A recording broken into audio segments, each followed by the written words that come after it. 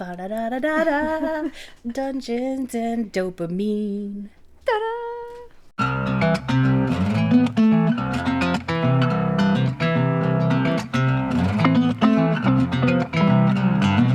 Hi, Happy New Year. This is Jess. And this is Bree. And we are Dungeons and Dopamine. We made eye contact so that we could do that. It was pretty impressive, you guys. We're really starting out strong this year. Absolutely. Now let's see how quickly we can take it off the rails. How quickly we can ruin this. Happy New Year again. I hope all of you are in your resolutions era. Yep, I'm going there. And that you're feeling good. Or your anti-resolution era. Absolutely. If that's what you're on this year. I've never made resolutions. I have tried, but always failed. Obviously. Yeah. ADHD. Obviously. I don't want to agree to that, but yeah. There's no creating habits when you have ADHD. No, not even close. Somebody finally posted something about that, because that has always been one of my most frustrating things, is reading all of this life advice that keeps telling me that if I can just stick with it for 21 days, I will be able to create any habit. And I can stick to something for 21 days, no matter what. But on the 22nd day, if I don't do it, it's gone. And it's just disappeared. And you're counting on it being there for after 21 days, because that's what things say. It's just supposed to happen now. Why is it still hard? Yeah, absolutely. I don't mind using the beginning of the year as like a refresh point. Mm-hmm. I feel like it's almost natural because you go through Halloween, Thanksgiving, Christmas, or whatever holiday you celebrate, and then New Year. Mm-hmm. And all of those are very food heavy and chaos, socially heavy, mm-hmm. and very chaotic. Money, you've probably spent a ton of money in the last couple months. And sometimes people will start like renovation projects because they're going to have people around for the holidays. Mm-hmm. So they're really just, it's like a reset and like getting back to normal. And that I think is like okay. that idea of it. But I don't feel like you should ever make a huge goal without little micro goals leading up to it. That's a good point too. You can't just start January 1st saying I'm going to lose 100 pounds by the end of this year. Well, for one, that's not very healthy. Don't do that. Oh, it wouldn't be. Actually, that wouldn't be that bad. No, isn't it like 1 to 2 a week is what they say? And so then if you you're lost 52 2 weeks, pounds a week. Oh, that's 52 true. Weeks. Yeah. I was thinking legit like 52 pounds, and that's all you're allowed to. You can only lose 52 pounds a year. Maybe 0.01 ounces, but like no more than that. Okay, so all right, so I guess, but you should still. You don't want to start on January 1st saying I'm going to lose 100 pounds by December 31st. Because that is such a big thing, and with weight loss, you're gonna lose like a pound, 2 pounds, a pound, 2 pounds, none. You're gonna gain a pound, then you're gonna lose 4, right? Because you took a big poop or something right before you weighed in. You weighed in on Monday instead of Friday. Exactly. That's such a much nicer way to say it's different by day than my poop thing. I mean, that's true too, though. But I feel like it's so much safer to look at the little micro. Mm-hmm. Like, I'm going to start drinking more water. You can use First Finch. Thing. Yes. I still love my app. Yes. I still love my bird. Still use Finch every day. Yep. I believe Brax is on his adventure right now. Yes. We are also on our adventure. I'm not like pointing fingers or anything, but I don't get visited as often anymore. That's true. Brax has not been visiting people lately. The Finch team has been a little worried about me because like it asks you every time, like, how are you feeling today? And I've had the plague for weeks and some other stuff. So it's been like the middle face for a while. And honestly, I've just been busy between being sick and then trying to catch up. I don't have time to send you glasses of water every day. I'm sorry.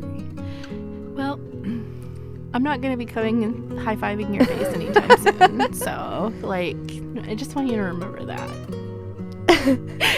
And the best part about Finch is it helps you break up into those micro goals. Yes. So especially with ADHD, if you decided on January 1st that you were going to lose 100 pounds by the end of the year, and you didn't set micro goals, you would get to, I guarantee you would get to December 1st and be like, oh shoot, I was going to lose 100 pounds by the end of this month.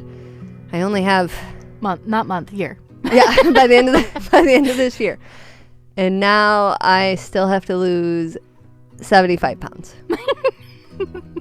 Guess I failed. Better clop off this leg.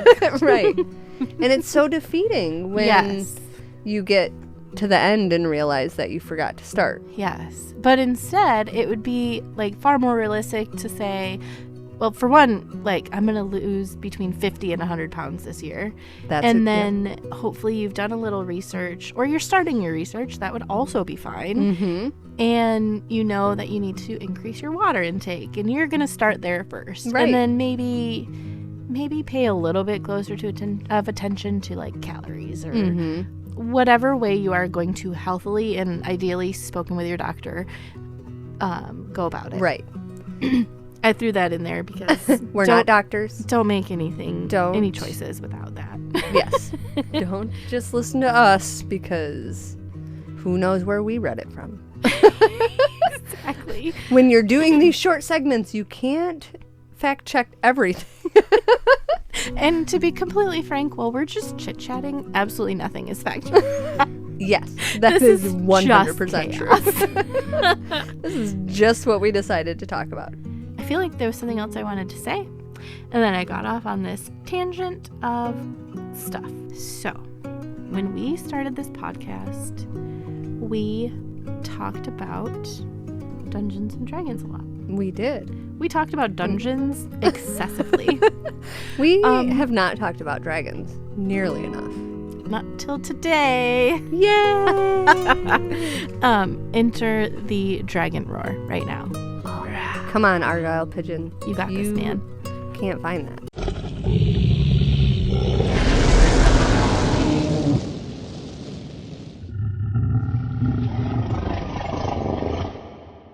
Okay, so when I say dragon, you picture something in your head.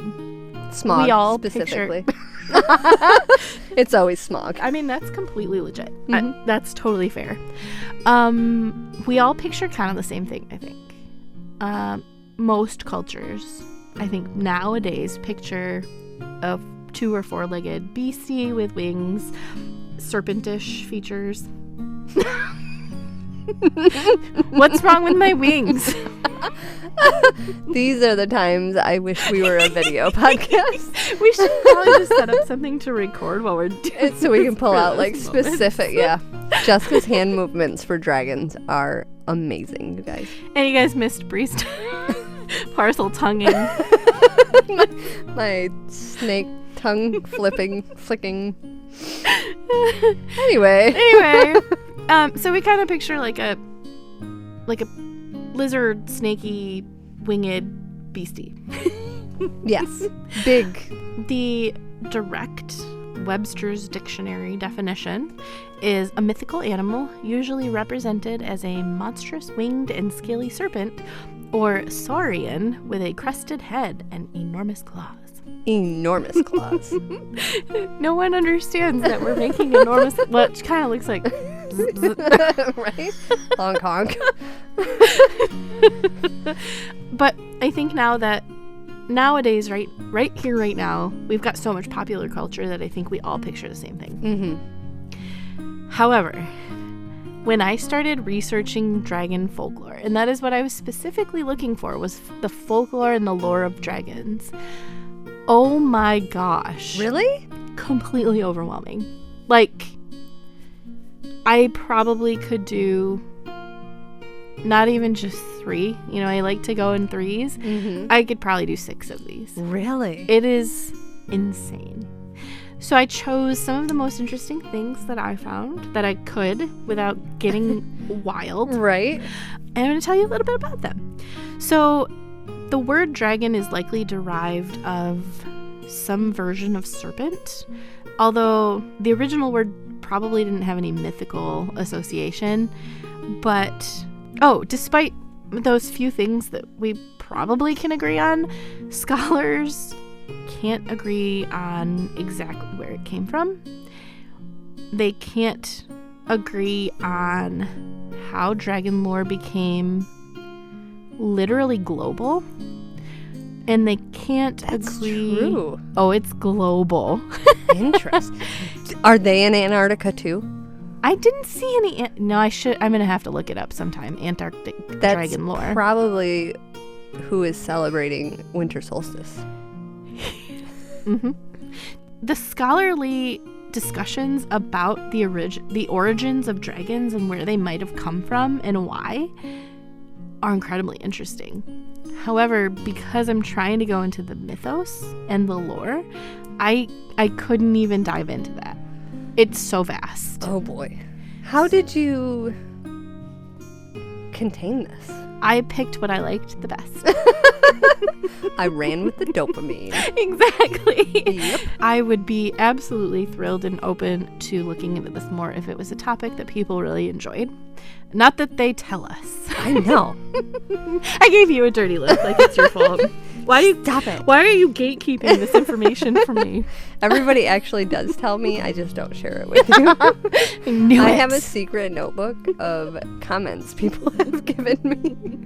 They all hate my topic specifically, and Yep. you're just trying to save my feelings. They just skip through yours. Dragons again. Oh my gosh. D&D. I don't know why I become Napoleon Dynamite all the time. Happens to the best of us. So, bring on the dragons. The earliest records of dragon lore are usually giant snakes, and they are seen in Mesopotamian art. There is Egyptian lore. Really? Yep. There are even mentions of a leviathan or dragon-like creature, snake-like creature in the Bible. So, in Egyptian lore, we see some really great dragons. One of them is Apep. He is the great enemy of Ra, the sun god.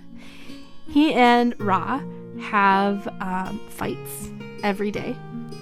And Ra is the sun god, is the protector of the Ma'at, and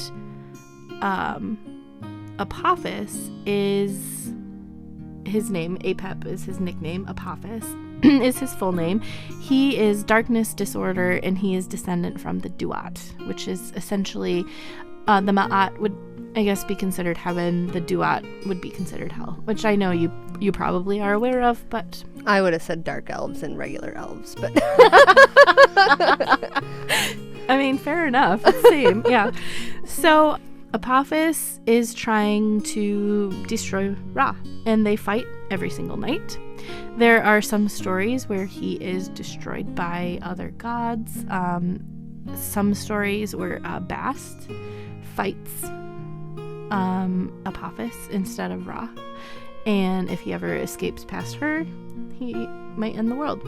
Oh. I highly encourage you, if you're interested in any of this folklore, to go look this one up. It was really fun. Yeah. Apep or Apophis versus Ra. He was often described as a giant serpent, but was occasionally a dragon, and every once in a while a giant crocodile. Okay. I can kind of relate those in my brain. Yeah, I mean, I can, yeah. Another dragon from Egyptian lore is Ouroboros, who is the serpent who is biting his own tail. Okay, yep. I was like, I know that one. How do I know that one? Yep. When you talk about dragons, for me, if I'm trying to think of a culture that is immersed in dragon lore, I always immediately think of Asian culture. Right. That is my first thought. Funny enough, when I told this to Ryan, he said he thinks of like medieval. That's the first thing he comes up with in his mind. Interesting. I definitely go to Asian culture. Yes, 1000%. In fact, the medieval thing did not even cross my brain, which is silly because, duh. Because it's very synonymous Right. with that, like the princess in the castle. And yeah. I started digging into the Asian culture and their dragon lore, and got buried. Well, yeah. Absolutely, completely buried. I decided to focus on some really fun Chinese dragon lore. Ooh. And I don't even think I scratched the surface, even just in Chinese lore. So, one of the stories is there are 9 dragon siblings. The 9 types of Chinese dragons, I'm going to say these in English, in American English. I'm going to try. I tried to look up how to say these, and I thought that me trying to say them correctly was probably more insulting than saying them as I should say them in English. Right. These 9 dragons are the Bixi, the Qi Niu, the Yazi, the Qiaofeng, the Pulao, the Chaiwen, the Bai'an, the Suani, and the Fuxi. And yes, I literally tried to learn how to say these in Chinese correctly, and it was very difficult. Turns out, I can't speak Chinese, Mandarin, or any. And I would have made it through the first 3 and then forgot the rest of them, or I would have known the last 3 and forgot the first 6. I do occasionally try to phonetically spell things out for myself in my notes, but Ryan and I, after a few of these, he was like, I think it's more offensive for you to try. Just stop. And I was like, yeah, you're probably right. So, I am going to tell you about each of the dragons themselves. These are the 9 sons. The Qiu Niu is a creature that likes music, and they are used to adorn musical instruments. Okay. If you see a Chinese musical instrument, or an instrument in China with a dragon, he's probably a Qiu Niu. The Yazi are a creature that likes to fight. It is aggressive and normally found on cross guards on swords as ornaments. The Qiao Feng resembles a phoenix and a dragon. Ooh, I like that one. Yeah, absolutely. He's a creature that likes to adventure. They're typically placed in the 4 corners of roofs. Ooh, which I feel like you can kind of conjure up a thought with that. Yep. Seeing just Chinese building and things like that. Yep. You can kind of conjure up a thought. And now I didn't know I wanted those, but I do. I'm in the middle of construction. I could absolutely put them out. We're very close to your roof right now. Exactly. I climb out these windows and get up there all the time. The Pulao is a 4-leg small form dragon. He's a creature that likes to scream. They are the goats. Maybe screaming because of the goats. They're often represented on the tops of bells and used as handles. Okay. Yep. The Suani, hybrid of a lion creature, a creature that likes to sit down. They are represented upon the bases of Buddhist idols under the Buddha's feet. Interesting. The Bixi. It's a hybrid of a turtle and a dragon. Nope, that's my favorite. It's a creature with a large shell able to carry heavy objects. They are normally found on under grave monuments, holding up the grave. All right. The Bai'an is a hybrid of a tiger and a dragon. It's a creature that likes litigation, and they're placed over prison gates to keep guard. I think these might be similar to the dragons that you see serpentine style in parades and things like that. I might be off, but I think that is what that would make sense. Those I think are the lion guardians, so I think those are kind of along the same lines. I think you're right. That would make sense. And then the Chaiwen is a hybrid of fish and dragon, which would probably be mine. It is a creature that likes swallowing. And they are placed on... Sure. They're placed on the ridgepoles of roofs to swallow all evil influences. Ooh. So those are probably quite popular feng shui style. So there are these 9 dragons, and above all of them is the strongest dragon, and it is the Dragon King. He reigns over all of the seas surrounding China. He's a very traditional Chinese dragon, and also sometimes known as the dragon god. He is the father of the 9 sons. He symbolizes good luck, protection, intelligence, and masculine traits, yang energy. Okay.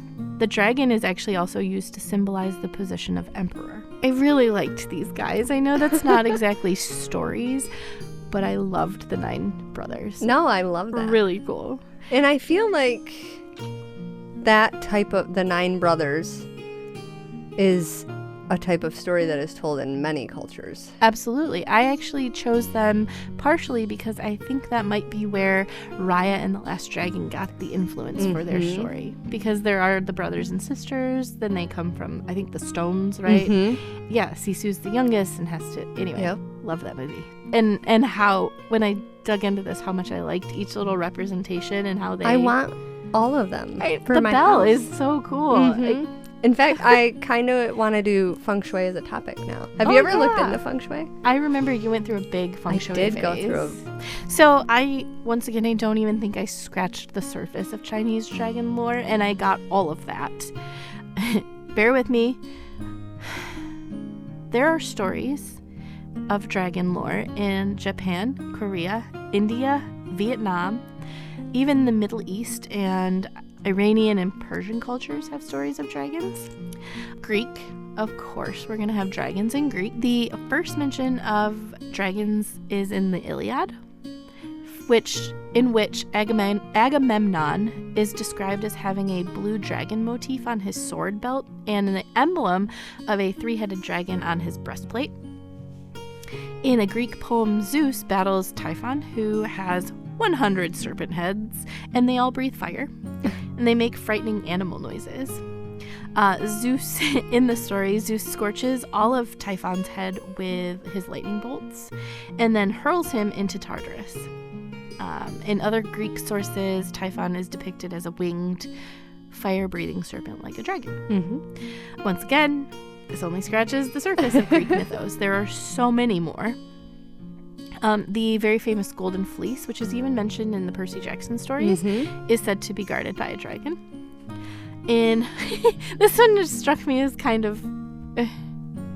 why was burying things such a big deal in Greek myth? In one story, Cadmus kills a dragon, plants its teeth, and soldiers grow out of the ground. Yeah, that's how soldiers are born. Didn't you know? It's so weird. The dragon Neathhogger is described as gnawing on the roots of Yggdrasil, the world tree. In Norse mythology, Jormungandr is the giant serpent that encircles all of Midgard, which would be Earth, and the entire sea around it. So more dragon, serpent. This lore is so everywhere. And I wouldn't have connected it until you laid it all out. Yes. There are Icelandic tales and medieval tales of dragons. Some of the tales in medieval times include Merlin having to deal with the dragon, and Merlin is so... Sword in the Stone. He's so popular. He's so synonymous. He's in my Dreamlight Valley video game. Really? Yeah. A lot of people, even Ryan, as I said earlier, associate dragons really strongly with medieval Europe. A lot of our movies that kind of go along with that. You know, the dragons, you're either fighting the dragons or you're fighting with the dragons. Right. Or, there's a whole Lord of now. the Rings, all of those are dragon-based, or there are dragons in them. Yes. There are dragon tales from Spain. There's Slavic, Polish, Irish, Ukrainian, and Russian dragon lore, which all of those really surprised me. Yeah. Every one of those. The only one I would have thought of would have been maybe Ukrainian, and only just because I'm not super familiar with the Ukrainian culture. Right. And it's more current day. We know about dragons and we make movies about them. It's like folklore based from way back when. Yes. And it's so universal. I mean, it is global. I tried to put in as many of the different places, like Russia. What? I would never think to research Russian dragons. Never. And there are stories and there are tales and there are poems and there are old books and children's stories, and it's crazy. Even if you look way back in stonework, dragons were actually a precursor for gargoyles in some old stonework. Now, of course, getting to modern times, we think of lizardy creatures, 2 to 4 legs, head like a snake. In older folklore, dragons are pretty much evil. Mm-hmm. I don't know of a whole lot of old lore where they weren't. Maybe Jormungandr circling, he might have been protecting us, protecting Earth. Right. I say us because Earth, Midgard. Because we live on Earth. Blah, blah, blah. But nowadays, we're getting a lot more modern, friendly dragon predictions. We do often still portray them as jealous, greedy, vain, that kind of thing. They're always hoarding the treasure. Yes, yeah. And even like Saphira from Aragon is portrayed as very aloof and stuck up. Yeah. She's very preeny and into her image.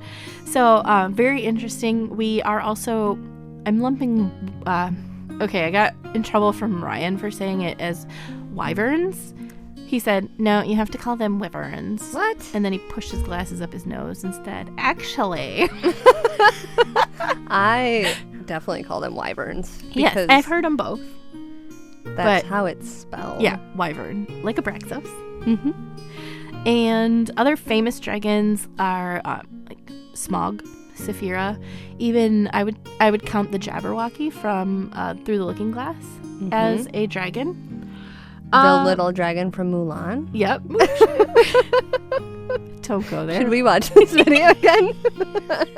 Yes, we always should. Every time we talk about dragons or pandas. Every time. Or koalas, I think, is actually how we ended up on pandas the last time. Yeah. So some really popular stories with dragons in them nowadays would be Aragon, Harry Potter, Pete's dragon from, and that's actually a little older, Lord of the Rings, The Fourth Wing, Game of Thrones, the Throne of Glass series. Fourth Wing was the book that finally made me research the difference between a dragon and a wyvern. Wyvern. I believe, aren't the wyvern, aren't the wyvern two-legged? And dragons have 4. Yes. And I think usually it's that the dragons are smarter, stronger, I think so, faster. yeah. The wyverns might be faster. But they're more like war creatures than like strategic, thoughtful creatures. Yeah. Whereas dragons are seen more like they're going to have the plan and the underhanded, like, strategic. They're going to have the strategy. Whereas the wyverns are mostly just like flying into battle and hoping to kill everybody. That's why the witches ride them. Exactly. In Throne of Glass. Let's say this before we get out of this. The entire premise of Dungeons and Dragons is based on Dungeons and Dragons. What? I know. Mind blown. Never figured that out. The funny thing is you barely fight dragons because they're so strong. Right. And you'll never fight Tiamat, who is like the queen or the mother of all dragons, because she's the mother of dragons. She's like insane. She's very hard to kill. You have to be like level 20 and have a plan. I just want to be her friend. Right? So now we have learnt about dragons. I would be thrilled to talk about them more. I loved looking it up. So I chose the things I found the most interesting. I know that there's a ton more out there. So yeah, I didn't think about how extreme that topic could be. No, I didn't either. I was just like, oh, dragons. I want to talk about dragons. Same with winter solstice. So anyway, dragons cannot donate bone marrow. Because they eat it. Yeah. Drink it? They probably drink it. But you know who can donate bone marrow?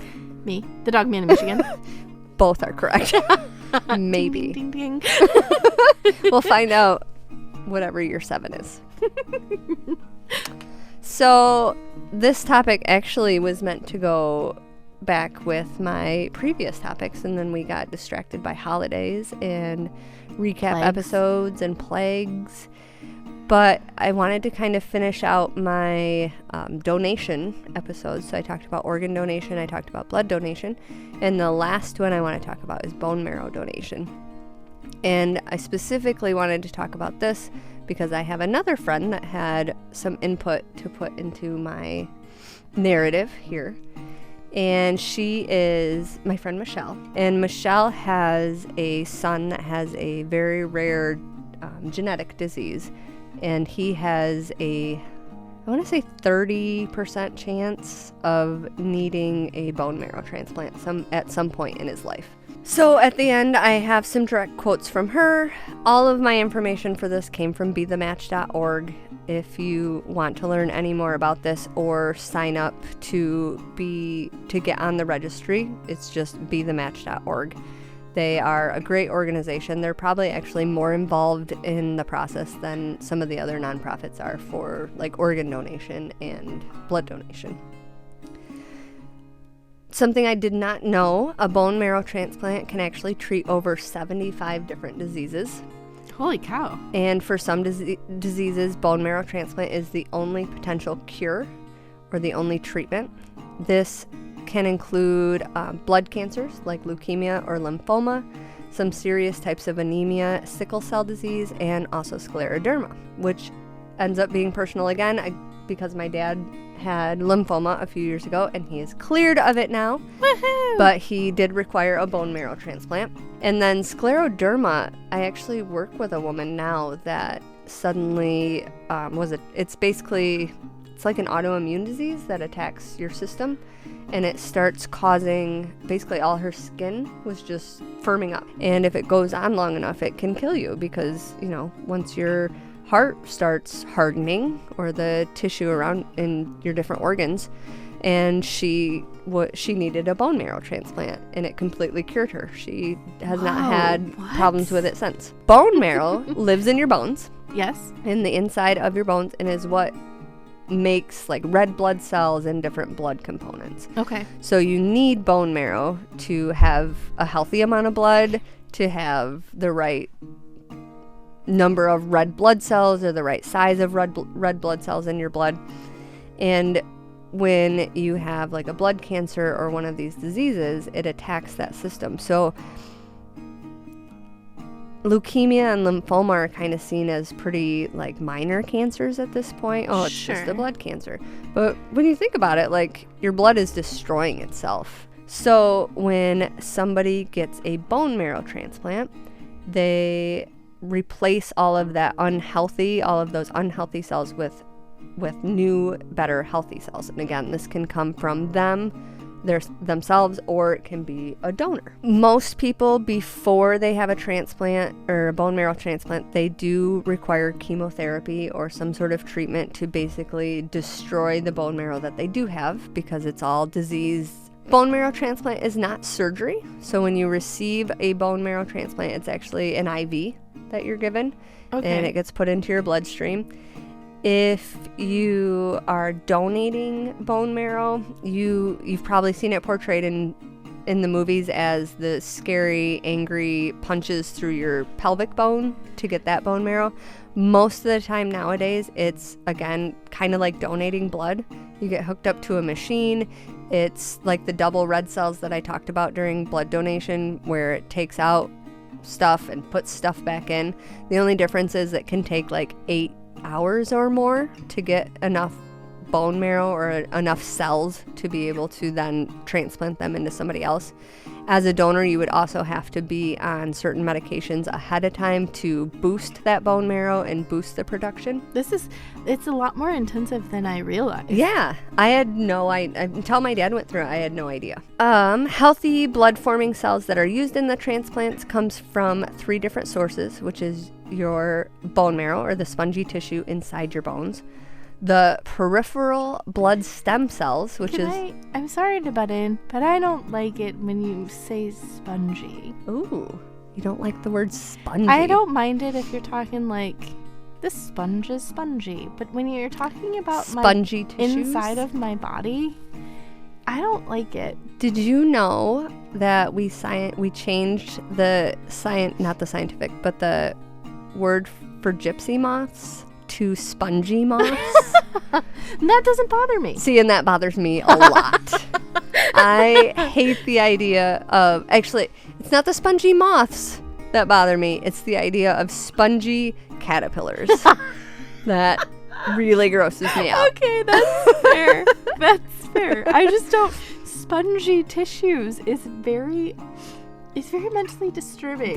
Yeah, I could see that. What's wrong? There are also peripheral blood stem cells, which is the blood-forming cells that circulates in the blood. And then it can also come from cord blood. So umbilical cords, you can either pay a lot of money and actually save your umbilical cord for in case your child ever needs bone marrow or needs transplant, but it's a lot of money and there's like storage fees for it. Or you can donate your umbilical cord when you give birth, and it goes into these stores just like donated blood would, and it can be used on future patients, which I think is amazing. I agree. There are 2 types of transplants. I already talked about the autologous, which is using your own blood-forming cells, but the main one I'm talking about now is called an allogenic transplant, and that is using the cells donated by someone else. And these could be a family member or an unrelated donor or the cord blood from the donated umbilical cords. Can I have any bone marrow? No. Okay. Actually, bone marrow can be harder to match than blood. Oh. Because you're going more with the blood. You've got the 4 different blood types and then the positive, negative. Yeah. With bone marrow, it's more like an organ transplant. So you're matching the different tissue types. Will your body reject the wrong one? Yes. Wow. Which it would be really bad since it's inside it's not like if your body rejects a kidney and they go back in and get it. Like, ooh, and it's in your bones, it's in your blood. And when it's yeah, wow. And I don't know what the minimum requirements are for matching, but they did specifically point out we always think of families. So I feel like I should be able to donate anything to Connor because he's my son. I made him. But Connor only has 50% of my genetics. Connor would have a better chance matching if he had a sibling or probably an unrelated donor than he would to me. Wow. Because I only have half of his gene. Yeah, so they want to match people with as close a match as possible. Siblings only have a 25... Oh, no, I was wrong. I had it backwards. Siblings have a 25% chance of being an exact match. Okay. So it's a small percentage, but they could be an exact match, whereas parents can only ever be a 50% match because they only give 50% of their DNA. And sometimes that can work for treatment, but sometimes that's not enough. Wow. I wonder if it would change if it was a twin. Absolutely. Yeah? Yeah. I want to say especially if it's an identical twin, it's identical. Like if you had an identical twin and needed a kidney, they wouldn't even have to give you anti-rejection drugs because your body would just accept it as basically its own kidney. But if it was like a fraternal twin or a sibling, then it's less likely because they are different eggs, so they have different genes. To donate bone marrow or to get on the registry, you go to bethematch.com or bethematch.org. Or if you're lucky, sometimes you end up places like Electric Forest or a kidney crawl, and Michelle is there, or another volunteer from Be The Match, offering to swab your mouth for you and add you to the registry, which is incredible to me. So, like, to donate blood, it's a whole process. To be an organ donor, it's a huge process. To just get on the registry, it's just a mouth swab. And Michelle has been at Electric Forest with all the hippies having their good time and swabbed hundreds of people. It's a simple swab. It's easy peasy. It's incredible. That gets sent to Be The Match, and it gets stored on file until you are needed as a match. If somebody is already waiting, you might be contacted right away. But for reference, I have been on the registry since 2010 and have never been called or even like in the running to be a match. Wow. I get an email, I think once a year, just asking me to keep my information relevant and updated. But other than that, it's been, 13 years now? Holy and cow. I have never been called. A couple of Michelle's notes, which I thought was just kind of terrifying. Only 1 in 400 people that are swabbed is a match. And only 30% of those matches actually follow through with donation. So if Michelle is at Electric Forest and swabs 1,200 people, only 3 of them will be called to donate, and probably only 1 of them will follow through. So out of 1,200 people, you're seeing a success rate of 1 person. She also noted that the need for bone marrow donors is greatest among ethnic heritage groups, so other than Caucasians. But we are seeing more Caucasian families not have matches as well. This probably is a lot to do with, we're becoming more of a melting pot of cultures and heritage and genetics, but that does become harder to match. Yeah, okay, that makes sense. And her last thought, she said, "I will never stop taking people's spit until everyone has a 100% successful match." Aww. And I love her. Yes. One more statistic said 70% of patients who need a transplant do not have a fully matched donor in their family, so they would have to look outside. To get added to the registry, it's just a mouth swab that's sent off. To actually move forward to donate, you go through a very similar screening process as like organ donation. Okay. So they're going to make sure you're healthy. They're going to make sure you're not carrying any underlying diseases, make sure that you're a match. You're going to meet with doctors and social workers, and they're going to make sure you're doing this of your own free will and that you're in the right mental space. All of the medical costs should be covered by the recipient's medical insurance. And then Be the Match does have a pretty good program to help cover travel costs, which is not something you see in a lot of like organ donation. I had to pay for all of my own like back and forth travel, and if I had to stay anywhere, that was all.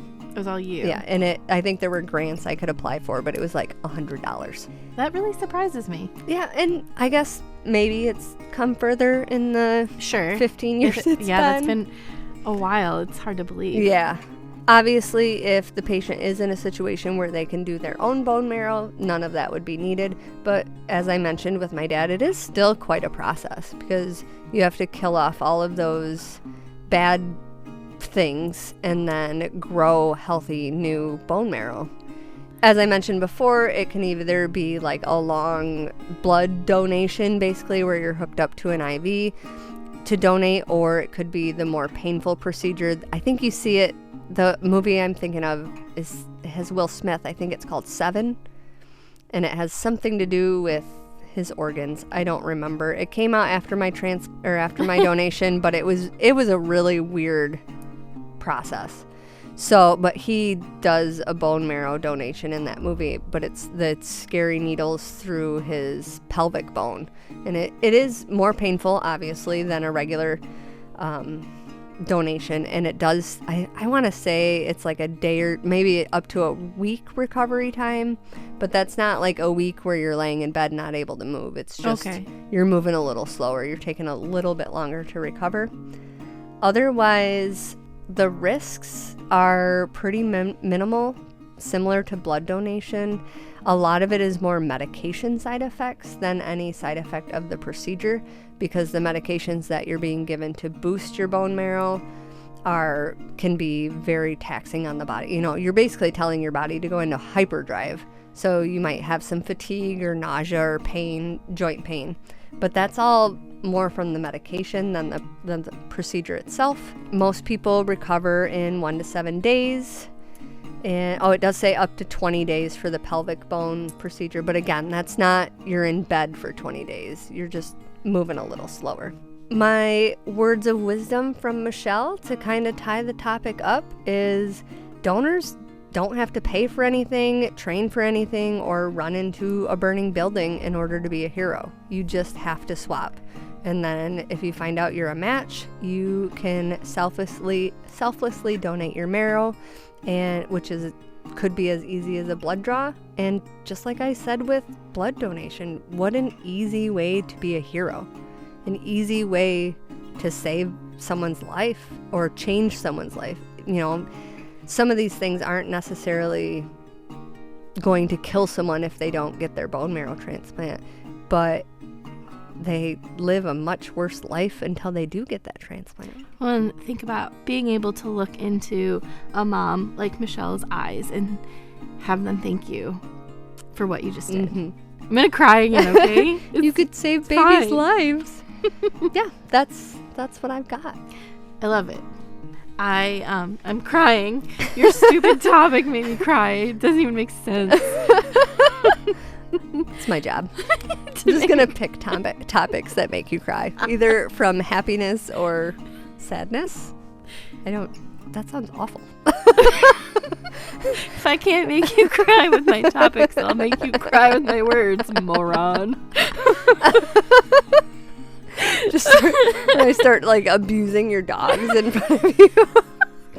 What do you think of this? You could I'm gonna use my birch rod on Echo.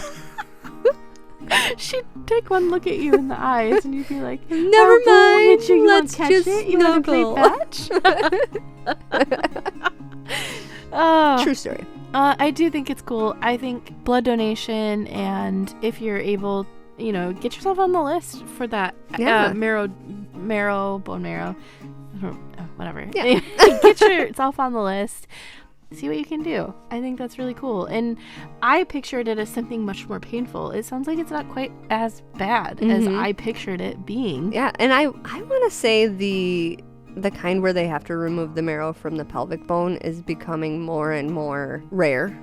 That's me. I think I read that it only has to happen in very specific cases. I'm basically sitting for 8 hours with an IV in your arm. You read a book and listen to some music and save someone's life.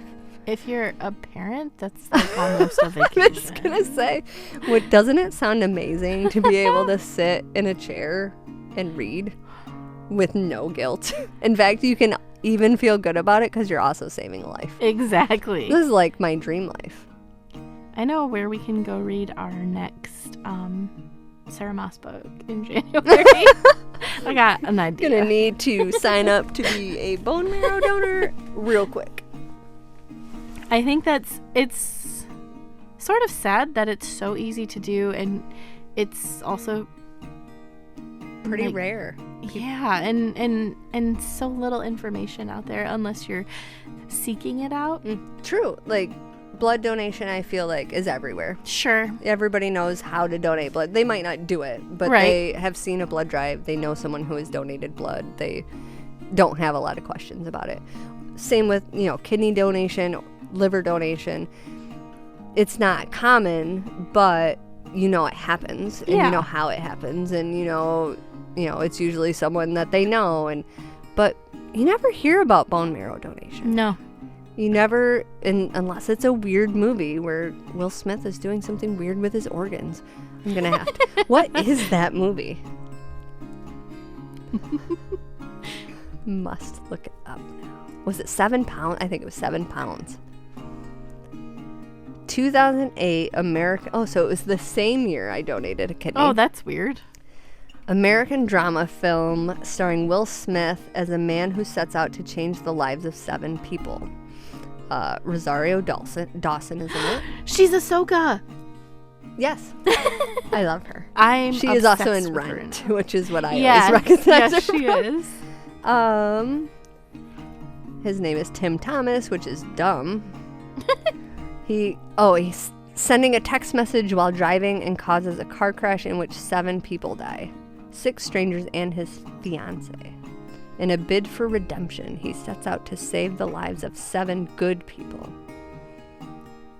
He donates a lobe of his lung to his brother, a part of his liver to a social services worker, kidney to a junior hockey coach, and bone marrow to a young boy named Nicholas. Apparently, that's all you need to know about Nicholas. Yeah, for sure. Yeah. Good old Nick. I'm gonna have to rewatch that. That will probably make me cry. I'm not volunteering to watch it with you. You're on your own. Well, and then of course it gets crazy. Well, he why not? steals his brother's identity. Blind meat salesman who plays the piano. Maybe I don't want to watch it. Anyway, also, no doctor is going to let somebody donate that many things. You are going to fail the psych exam if you try to donate a lung and a kidney and a liver and bone marrow. I mean, Will Smith is going to fail the psych exam no matter what. True. In all the movies. Yes. Will Smith. And real life. Yes. I still love him, though. I've lost a lot of respect for him. I did love him. He was one of my favorites. Right. And then he got, wealthy past comprehension, and I think he lost his mind. Oh, yeah. All of them live in a whole different reality where things points are made up. Or the yes. The rules are made up and the points don't matter. I couldn't remember the first one. I don't know how to end this. We don't. It just goes on forever. This is the show that never ends. It goes on and on, my friend. Some people started making it not knowing what it was, and they'll continue making it forever just because this is the show that never ends. I'm going to turn it into a horror thing. So this has been the Dungeons and Dopamine podcast, first episode of 2024. Yeah, Happy New Year. Happy New Year. All of the best and brightest wishes for the upcoming year, because all of us deserve a good year. Yes. The last 3 have been ridiculous. I don't know what timeline we fell into, but I'm convinced that it's 24 will fix it. Yeah. So, with that being said, you can listen to us anywhere you stream podcasts and on YouTube, and you should. And you should tell 5 friends, and your 5 friends should tell 5 friends about us. And then we'll swab everybody for bone marrow donation. Perfect. And we'll all go donate blood together. Yes. We could save lives, people. Come on. You could also support us on Patreon at www.patreon.com/dungeonsdopamine. You can find us on Facebook, TikTok, Twitter, Insta, and, believe it or not, Reddit. It's there. I promise. There. You can reach out to us on any of those avenues, and we would love it if you did. Or you can also email us at dungeonsdopamine@yahoo.com. And Dungeons and Dopamine is edited and published by Argyle Pigeon Productions. So, thank you. Yeah. Happy New Year. Happy New Year. We love you. Okay, bye. Bye.